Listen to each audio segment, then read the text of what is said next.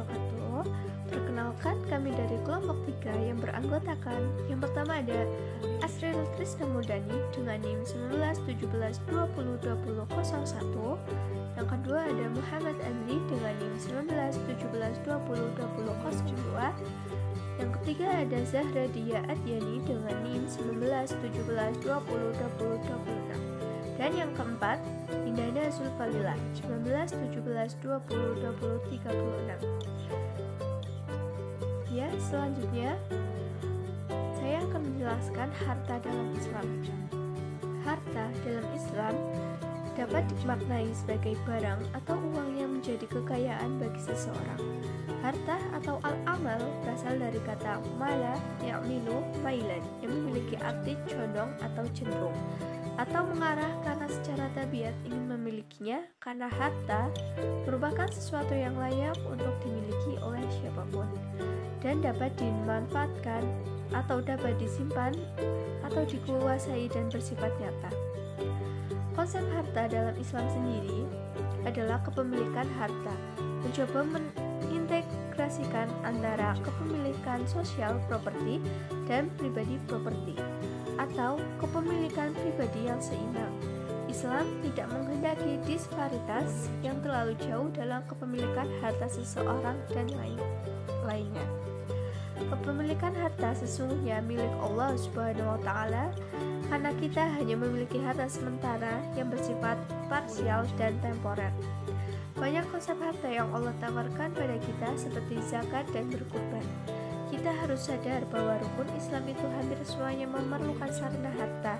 Jadi, harta adalah milik Allah dan kita dititipi oleh Allah dan ada hak orang lain, sehingga harta yang kita miliki dijadikan sarana untuk tolong-menolong, sarana berbuat baik dan beribadah kepada Allah. Ciri seorang entrepreneur muslim.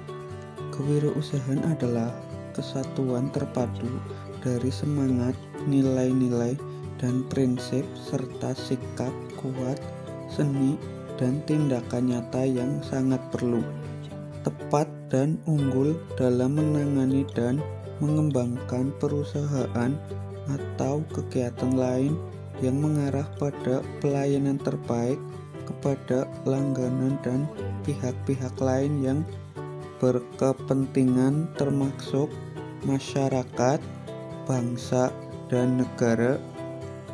Adapun ciri-ciri entrepreneur adalah: yang pertama, entrepreneur tidak takut terhadap kegagalan. Seorang yang memiliki entrepreneurial mindset mampu menyediakan kerangka sistem pekerjaan yang jelas bagi semua orang yang bekerja bersamanya. Yang kedua, seorang entrepreneur harus mampu memilih tugas.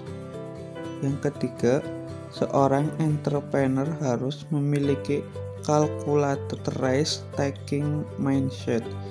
Environmental artinya ada lingkungan yang kondusif, lingkungan yang dapat dicontoh, dan menjadi tempat belajar mencari pengalaman dalam berbisnis. Cara memasuki wirausaha. Nah, teman-teman, untuk memulai bisnis atau wirausaha dapat melalui dengan 3 tahapan. Yang pertama yaitu imitating, duplicating, atau meniru dan mencontoh. Untuk para pemula yang baru mau terjun ke dalam bisnis atau berwirausaha, dengan meniru dan mencontoh dari banyak hal yang ada di sekitar kita, lalu mencoba melakukan bisnis yang baik dan sukses, itu adalah menjadi permulaan yang sangat baik untuk kita, apalagi kita sebagai mahasiswa yang tentunya memiliki banyak waktu luang. Nah, ide bisnis ini kayak dengan meniru dan mencontoh ide bisnis yang sudah ada, tentunya itu menjadi peluang yang baik buat kita. Kemudian yang kedua ada defaulting. Nah, mahasiswa bisa mengembangkan usaha yang ada atau produk yang ada ataupun jasa yang sudah ada. Jadi, basic mahasiswa yang punya intelektual dan kreativitas yang tinggi itu tentunya menjadi dasar atau modal yang baik ketika kita mau mengembangkan sebuah usaha yang sudah ada. Kemudian yang ketiga, ada yang disebut dengan create new atau membuat sesuatu yang baru. Jadi teman-teman, yang disebut dengan create new ini kita berinovasi, menciptakan sebuah produk baru yang tadinya tidak ada menjadi ada. Dalam tahap ketiga ini, kita juga memiliki resiko yang besar teman-teman. Ketika kita mengalami kegagalan sebuah produk, maka kita akan mengalami kerugian. Namun di sini, ketika kita membuat sebuah produk baru, kita memiliki keuntungan, ya keuntungannya besar karena ini merupakan produk baru dan tentunya memiliki peluang yang besar di pasaran ya teman-teman. Oke teman-teman, jadi ketiga tahap yang telah saya jelaskan tadi itu memiliki resiko yang kecil. Namun di samping itu, tiga tahapan tersebut juga memiliki keuntungan yang kecil juga. Apalagi dengan melihat para pesaing atau kompetitor yang sudah menguasai pangsa pasar yang ada. Selain itu, sebagai pesaing biasanya memiliki price harus murah, di sisi lain biasanya biayanya juga besar. Akibatnya adalah perhitungan juga harus benar-benar matang. Kita harus menghitung betul-betul modal yang kita keluarkan dan keuntungan yang akan kita dapatkan. Jika kita salah perhitungan, itu akan berdampak terhadap pendapatan kita dalam berwirausaha, teman-teman. Oke teman-teman, selanjutnya saya akan menjelaskan mengenai strategi menjadi seorang wirausahawan yang handal. Nah, strategi merupakan sebuah petunjuk yang dapat digunakan oleh perusahaan atau organisasi dari kondisi saat ini untuk bekerja menuju beberapa tahun ke depan teman-teman, yaitu sesuai yang sudah ditetapkan oleh perusahaan. Tujuan rencana strategi ini sendiri yaitu untuk mengolah dan mengalokasikan perusahaan agar menggunakan konsep pemasaran yang efektif dan efisien. Kemudian juga untuk meningkatkan kinerja, lalu menciptakan etika bisnis, serta meminimalisir resiko dan kesenjangan. Oke teman-teman, jadi untuk menjadi seorang wirausahawan yang handal, kita juga harus memiliki beberapa kemampuan. Nah, seorang wirausahawan dituntut harus mampu melakukan yang namanya analisis SWOT. Analisis SWOT ini digunakan baik dalam perusahaan kecil maupun perusahaan yang besar. Nah, selanjutnya kita juga harus mampu membaca kondisi perusahaan, yaitu tentang kelebihan ataupun kekurangan. Kita juga harus menentukan yang namanya visi misi dari perusahaan kita. Apakah perusahaan kita mampu bersaing dengan kompetitor yang lain? Kemudian ada tahap yang namanya tahap perencanaan untuk menentukan program jangka pendek, jangka menengah ataupun jangka panjang. Lalu, kita juga harus mampu membuat target dalam periode tertentu. Dan kita juga harus mampu mengimplementasikan pelaksanaan visi misi yang sudah kita buat. Nah, tahap mengimplementasikan ini dari perencanaan, itu tentunya kita melalui langkah-langkah. Nah, langkah-langkah tersebut tergantung dari kebijakan perusahaan tersebut. Yang terakhir, ada tahap evaluasi. Tahap evaluasi ini di mana kita menilai apakah target serta visi misi yang sudah kita buat itu tercapai. Kemudian ketika kita tidak mencapai target yang sudah kita tentukan, tentunya kita harus memiliki strategi alternatif lain agar target tersebut tercapai dengan baik. Oke teman-teman, yang terakhir saya akan menjelaskan mengenai proses pemasaran untuk meningkatkan penjualan. Nah, pemasaran sendiri merupakan kegiatan memproduksi, mendistribusikan, dan menawarkan kepada konsumen dalam rangka untuk meningkatkan penjualan. Nah, dalam proses pemasaran, untuk mencapai target sebenarnya itu memerlukan beberapa sistem teman-teman. Namanya, yang pertama adalah sistem checklist. Nah, strategi yang digunakan oleh perusahaan, yang pertama adalah memberikan pendidikan dan pelatihan untuk para karyawannya. Kemudian yang kedua, memberikan intensif bagi karyawan yang bisa menjual produk lebih dari target si perusahaan. Lalu kemudian kita juga memberikan punishment teman-teman terhadap ketidakmampuan dari si karyawan ketika karyawan tersebut tidak mencapai target ataupun tidak mampu menawarkan produk kita. Nah,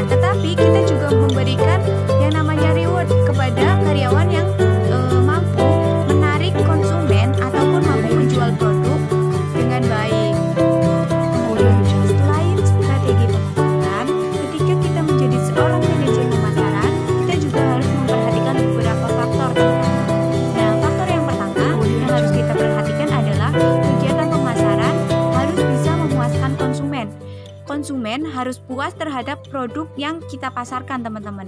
Kita harus pastikan itu. Nah, kemudian yang kedua, itu bagaimana volume penjualan itu harus mampu menjaga kelangsungan perusahaan dalam jangka waktu yang lama. Nah, yang terakhir, faktor yang harus kita perhatikan adalah efektif dan efisien. Di sini dapat dimengerti ya teman-teman, bahwa bagaimana seorang manajer pemasaran itu harus mampu membuat sebuah perusahaan berjalan secara efektif dan efisien, sehingga mampu menghasilkan sebuah laba bagi perusahaan, dan pada akhirnya akan memberikan kekuatan lebih pada SDM yang ada di dalam perusahaan tersebut, teman-teman. Nah, teman-teman, untuk mengendalikan pemasaran itu akan menjadi lebih mudah ketika kita sudah mempunyai yang namanya rencana usaha. Karena untuk mengendalikan ataupun mengawasi proses pemasaran, itu kan kita berarti membandingkan ya teman-teman, antara yang harusnya terjadi dan kenyataan ataupun kondisi di lapangan yang sebenarnya tuh seperti apa. Harapannya, apabila kita sudah melakukan proses pemasaran dalam rangka untuk meningkatkan penjualan, kita tuh berharap yang pertama, agar kita dapat memastikan proses pencapaian tujuan dalam kurun waktu dan nilai tertentu. Artinya kita berharap nih target kita tercapai. Kemudian yang kedua, itu kita berharap dalam proses perencanaan pemasaran itu memiliki manfaat, yakni untuk mengurangi ketidakpastian. Karena kita sudah pasti nih langkahnya, strateginya, rencananya, pelaksanaannya, pengendaliannya, ini sudah pasti. Jadi semuanya ketidakpastian itu bisa dihindari ya teman-teman. Baik, sebelumnya perkenalkan, saya Muhammad Asril Trisna Murdani akan mereview materi tentang komunikasi menghipnotis sukses bisnis. Baik, langsung saja. Jadi pada dasarnya komunikasi itu sangat penting, sebab komunikasi dapat menentukan suatu bisnis dapat berjalan sukses atau tidak. Dalam berkomunikasi, kita harus mencari kata kunci, lalu membuat narasi penting dan profil. Komunikasi merupakan sebuah kemampuan yang digunakan untuk membaca sebuah profil seseorang. Ketika mempraktekkan komunikasi, kita berbicara harus fokus dan tidak bertele-tele. Komunikasi yang kita bangun dengan lawan bicara kita antara komunikan dan komunikator, narasi yang dibangunnya dengan mengajak keterlibatan. Kemampuan komunikasi adalah awal dari kesuksesan besar. Jadi, orang bisa sukses itu karena komunikasinya bagus dalam hal bisnis.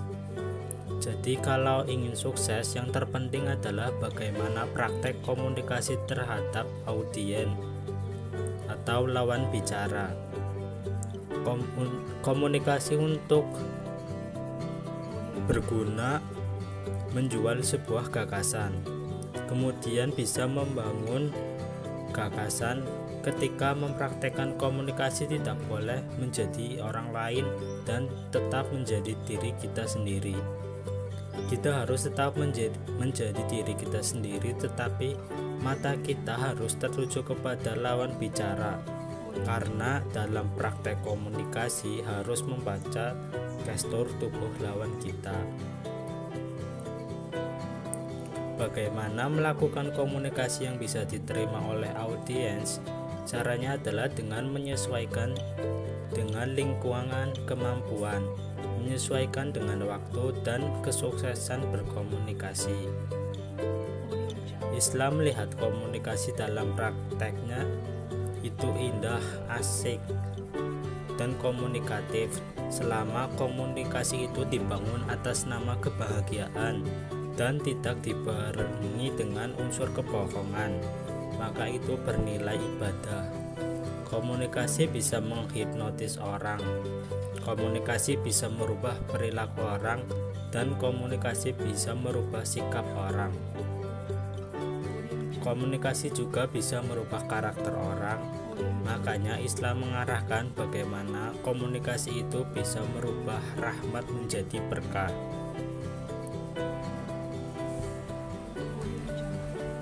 Baik, untuk materi selanjutnya yang akan saya review adalah manajemen kewirausahaan Islami. sebagai seorang wirausahawan Islami tentunya harus paham terhadap pengelolaan usahanya sesuai nilai-nilai Islam.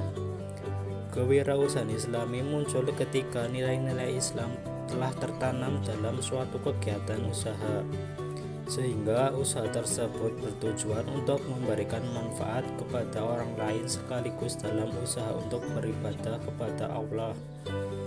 Tanpa ada ketaatan pelaku usaha terhadap hukum syariat Islam, maka kegiatan tersebut tidak memiliki karakter Islami. Namun, kegiatan kewirausahaan Islami tidak sebatas ajaran-ajaran agama Islam saja. Hal ini juga diikuti dengan semangat kewirausahaan seperti inovasi, kreativitas, tanggung jawab, keberanian mengambil resiko, jujur, serta tidak mudah menyerah dalam mencapai tujuan.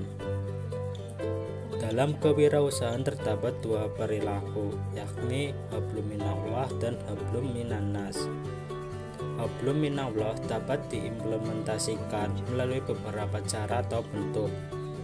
Perilaku ini terkait dengan tujuan kegiatan kewirausahaan yang semata-mata karena Allah, serta keyakinan bahwa kegiatan ini adalah salah satu wujud ibadah. Selain itu, kegiatan kewirausahaan juga perlu dilandasi dengan takwa, tawakal, zikir, serta syukur kepada Allah SWT. Di sisi lain, perilaku hablum minannas dapat diimplementasikan dengan jalinan hubungan antara pemilik dengan karyawan, bisa juga dengan pelanggan maupun kepada sesama pelaku usaha. Pembangunan jaringan sosial dengan masyarakat juga termasuk dalam perilaku hablum minannas. Dalam kegiatan kewirausahaan Islami juga perlu memperhatikan nilai-nilai maupun norma-norma yang berlaku. Isu moralitas merupakan salah satu dimensi yang memerlukan perhatian tersendiri dalam melakukan kegiatan usaha dan transaksi bisnis. Hal ini penting karena dengan perhatian tersebut akan muncul sebuah rasa persaudaraan di dalam kegiatan kewirausahaan. Nilai dan norma yang dikelola dengan baik akan memicu perilaku jujur dan adil serta meminimalisir kesalahpahaman yang dapat terjadi dengan pihak lain.